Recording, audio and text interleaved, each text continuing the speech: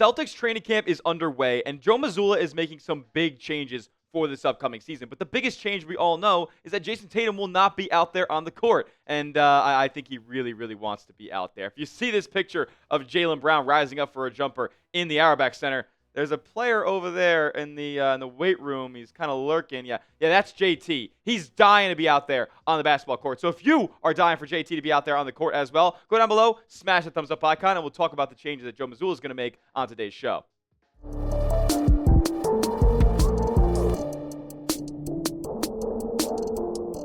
What's going on, Green Teamers? You're watching Celtics Today by Chat Sports. I am your host, Tyler Smith, and the Boston Celtics look a lot different this upcoming season. It's going to be led by mostly this crew right here. These are the four guys who we know are going to be guaranteed big-time minutes this upcoming season, along with newcomer Anfernee Simons as well. But with a new kind of look roster, a little bit more youth injected into it, a little bit more athleticism, it's going to come with it some philosophical changes. And I think based on what we've heard from Media Day and what we've heard from the early training camp practice is that the Celtics want to be fast. Not just fast, though. They want to be the fastest team in the NBA this season. And that's a stark contrast from where they've been over the past few years. If we look at pace here in the NBA last year, the fastest teams in the league. Now, to be fair, if you look at some of these crews, don't know if I want to be in the same demographic as the Bulls, the Hawks of last year, the Wizards of last year. Now, to be fair, the Thunder were the fifth highest team in the league as far as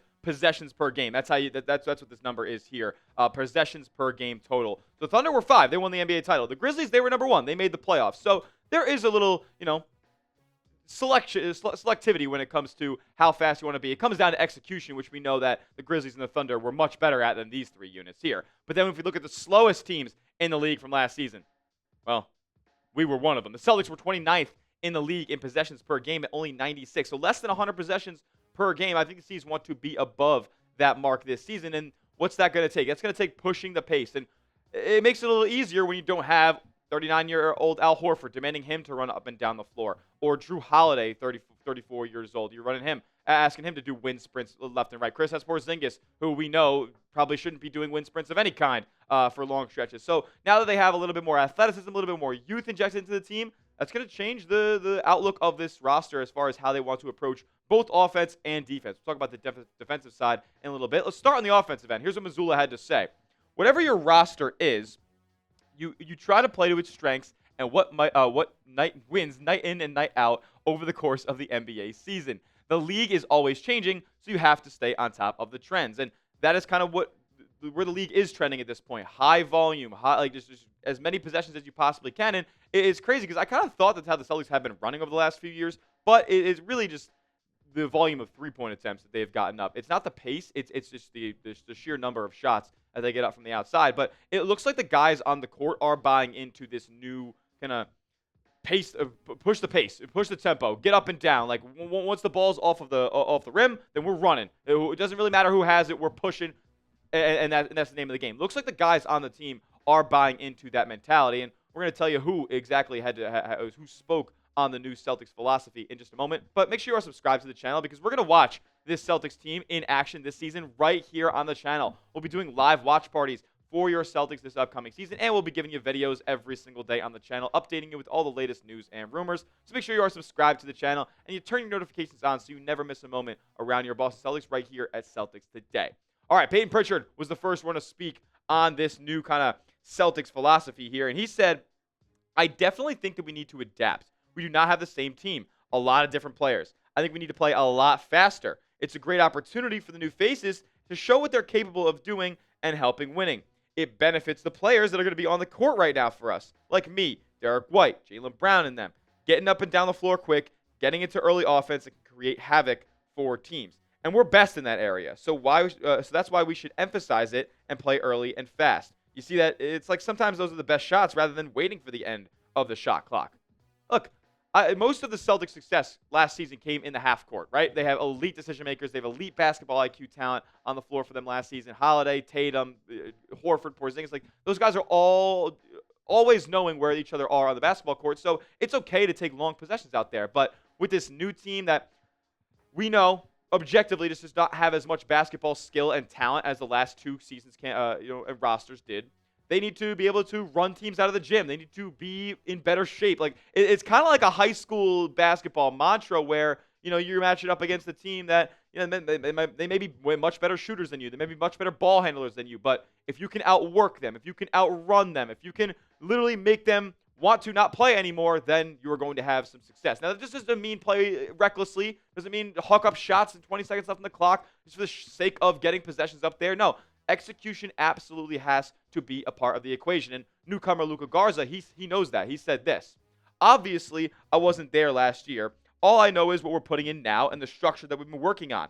A lot of it has to do with playing at a high, fast pace, getting up and down the court. Definitely as a player, I enjoy that. I feel like that's where I've been at my best. Being able to push the pace, run the court, set early screens, get guys open. He said it doesn't mean just get up shots for the sake of getting up shots. And then Minott, his former Minnesota Timberwolves teammate, now Celtics teammate, said that we definitely speak about the pace that we want to play with. We want to be the fastest team. We want to have no lag time in any decision-making that we do, whether that be taking the ball out after a bucket or a transition. We want to make it a point of emphasis to be the fastest team on the court. Pritchard said it. Minott said it. There is going to be no walking up the ball this season for the Celtics. Maybe, there in some certain instances, some teams are, kind of matching that energy for Boston. Maybe they have to switch it up and go with a little bit more of a methodical approach. But don't expect to see a shot go in from an opponent this season and the Celtics just kind of mosey on down the court. No. They're going to be pushing the pace. They're going to try to catch defenses on their heels and get easy buckets out of it. Now, how's that going to happen, right? Because you can't be sprinting for a full 48 minutes, like especially when guys are going to be in the game for stretches of maybe 7, 8, 9 minutes at a time. You can't be running full sprinting, like giving 110% during that stretch. Say if it's in the first or second quarter, you're going to be gassed for the rest of the game. So there's been some discussions about how the Celtics are kind of going to manage this high-tempo, fast-paced offense that they have going on this season. It could be in the form of like hockey subs, straight lines coming in and out of the game for Boston. There have been discussions of a 5-in, 5-out system. 5 guys on the floor, they go crazy hard for 5 minutes. 5 guys come off the floor, new guys come in. Jordan Walsh spoke on it. He said, I think that Joe wants to have more of a 5-out or 5-in, 5-out type of rotation where it's like we're all going super hard, 4 or 5 minutes, boom, switch out. Come in with a new 5. Then fight for 4 or 5 minutes. I don't hate this, especially early in the season when you consider who the Celtics have with their personnel. There's a lot of guys who we don't really know about. There's a lot of guys who haven't really shown a ton in their NBA career to this point. So I think this system, especially early on in the season where we're experimenting and working out a bunch of kinks, is very, very good. Like, we don't know if Baylor Shireman provides a better spark for this Celtics team than, say, an Ugo Gonzalez will down the line. Like, we have to be able to test these things out. We have to be able to see these guys against real high-level NBA competition in order to see how that 10-man rotation gets when the Celtics end up trying to make a postseason run as the season goes along. So I'm sure there's going to be 11, 12-man rotations to start the year. They're going to be 7-in, 5-in, 5-out.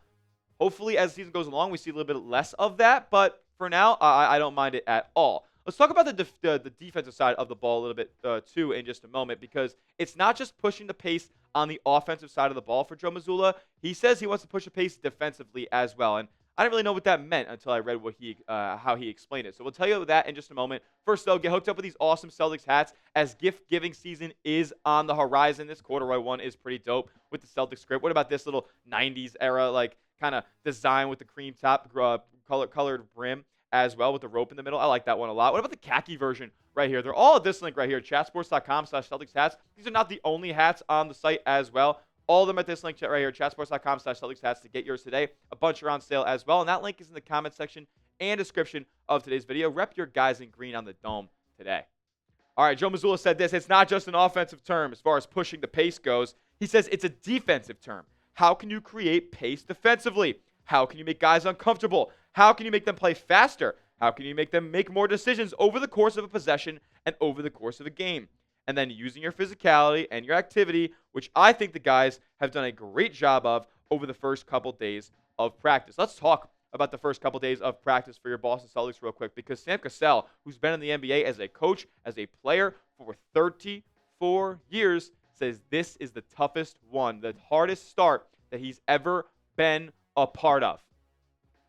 That speaks volumes to me personally, because, look, this Celtics team is not the most skilled in the NBA. They're not the most skilled in their division. the most skilled Eastern Conference. They're going to need to win games this season if they want to win a bunch of games based on effort. Now, one player who we heard talk about effort in his media day press conference was Anfernee Simons, the newcomer, specifically on the defensive side of the ball. That comment didn't rub me the right way 100%, if you ask me, because he said that basically the reason that I've been pegged as a bad defender is because I really have never locked in on the defensive end. If he says it just comes down to whether I want to do it or not. Hopefully he wants to do it this upcoming season, and Joe Mazzulla is kind of making sure that he checks all of his boxes in this process as well. He's been in constant contact with Anfernee Simons this offseason. He says to him, you're not as bad of a defender as everybody says you are. He's tried to instill different types of defensive techniques and whatnot with Anfernee Simons. So I'm excited for these two guys to kind of build their relationship. However long Anfernee Simons is a part of this roster, because we know the Celtics will probably try to trade him at some point this season. I love that Mazzulla is still instilling confidence and still buying into Anfernee Simons as a member of his roster. Here's what Simon had to say on their exchanges. He says, the first things we worked on was just being a playmaker on defense, whether it's stabbing at the ball, trying to steal the ball, look at passing lanes, being in the right spot. That's one of the things that we drilled for the first 4 weeks. I was here before training camp. So those things are stuff that I never really worked on or had been taught. It's so crazy with the NBA, like just team to team and how organizations are run differently. Tell me nobody taught you how to play defense? Nobody taught you or at least made it a point of emphasis to help you improve on the defensive end? I think this is absolutely ridiculous. And it seems like Anfernee Simons is upset that that's taken this long. He seems happy to be coached, and he's seeing the impact already. If we look at what kind of Anfernee Simons has been as a defender, and I know this might be just straight gibberish, rocket science to you guys, and I'm not exactly sure everything that's involved with LeBron either, but I do think it's one of the better defensive metrics that we can look at on a player. And you see the top row of data plots there. Anfernee Simons is one of the worst defenders in the NBA. If you look at 2022, I looked closely. I think he was the worst graded defender in the entire National Basketball Association in 2022. Now, he has improved a little bit, marginally, the past few seasons, but still not a good defender at all. On the offensive end, you see he's above average over there. We know what he can do creating with the ball in his hands, but as a defender, he is a negative on the court. I think that's going to change this upcoming season because we're going to get more effort than we have ever seen in his NBA career. I don't doubt that one bit. We know what Anfernee Simons can do. He can fill up the stat sheet, scoring the basketball, but the number one thing that I'm looking at from him, as far as, by the way, earning himself more money, I hope his agent, I hope the Celtics coaching staff are all telling him that in a contract year, you're going to want to showcase how good of a defender you actually can be, because this market for scoring guards that only play on one side of the court is diminishing greatly. Cam Thomas just had to take the qualifying offer from the Brooklyn Nets because nobody wants a small guard that doesn't defend, because there's just too many of those in the league at this point. Everybody can do that. So the supply, the demand is not really there for these types of players. You have to become a two-way guy, and hopefully Joe Mazzulla and the tutelage that he has for Anfernee Simons this season will make that happen for him. What's your confidence level in Joe Mazzulla as Celtics coach? Not just in terms of earning wins, long-term prospects of winning championships. We know he's a champion. But as a tutor, as a mentor, what's your confidence level? Let me know in the comment section. 1 being no confidence at all, 100 being more confidence than anything in your life. Let me know what you guys think down below. Make sure you give me a follow over on Twitter at Tyler J. Smith. As the season gets closer, I'm going to be tweeting much more about the Boston Celtics. And make sure you subscribe to the channel, youtube.com/CelticsTV, for the best and latest Celtics news, rumors, updates all season long. We'll see you guys in the next one. And as always, let's go C's.